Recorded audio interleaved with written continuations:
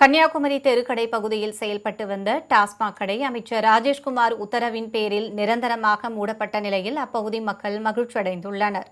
தமிழக அரசின் உத்தரவின்படி கன்னியாகுமரி மாவட்டம் தெருக்கடை பகுதியில் உள்ள டாஸ்மாக் கடை போக்குவரத்து மற்றும் பொதுமக்களுக்கு இடையூறாக உள்ளதால் கடையை அகற்ற வேண்டும் என அப்பகுதி மக்கள் தொடர் போராட்டத்தில் ஈடுபட்டு வந்தனர். இதனைத் தொடர்ந்து நேற்று இரவும் போராட்டத்தில் ஈடுபட்டிருந்த அப்பகுதி மக்கள் நிரந்தரமாக கடையை மூடும் வரை தொடர்ந்து போராட்டத்தில் ஈடுபடப் போவதாக தெரிவித்தனர். இந்நிலையில் போராட்டக்காரர்களுடன் பேச்சுவார்த்தை நடத்திய தமிழக சுற்றுலாத்துறை அமைச்சர் ராஜேஷ்குமார் டாஸ்மாக் கடையை நிரந்தரமாக மூட அதிகாரிகளுக்கு உத்தரவிட்டார். அதன் பேரில் டாஸ்மாக் கடை மூடப்பட்டது. இதனால் அப்பகுதி மக்கள் மகிழ்ச்சியடைந்தனர்.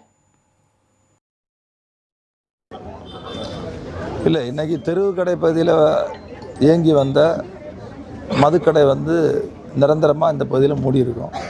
தொடர்ச்சியாக இங்கே இருக்கக்கூடிய மக்களுடைய கோரிக்கை, அதே மாதிரி நேற்றைய தினம் இந்த போராட்டம் நடந்திருக்கு. இன்றைக்கி நான் நேரடியாக அந்த பகுதிக்கு அரசோடு பேசி அந்த டாஸ்மாக் அவங்களுடைய துறை அதிகாரிகள், மாவட்ட ஆட்சியர் அவருடைய கவனத்திற்கு கொண்டு சென்று அரசினுடைய கவனத்திற்கு கொண்டு சென்று இன்றைக்கு நிரந்தரமாக அந்த கடை இந்த பகுதியில் நாங்கள் மூடியிருக்கோம்.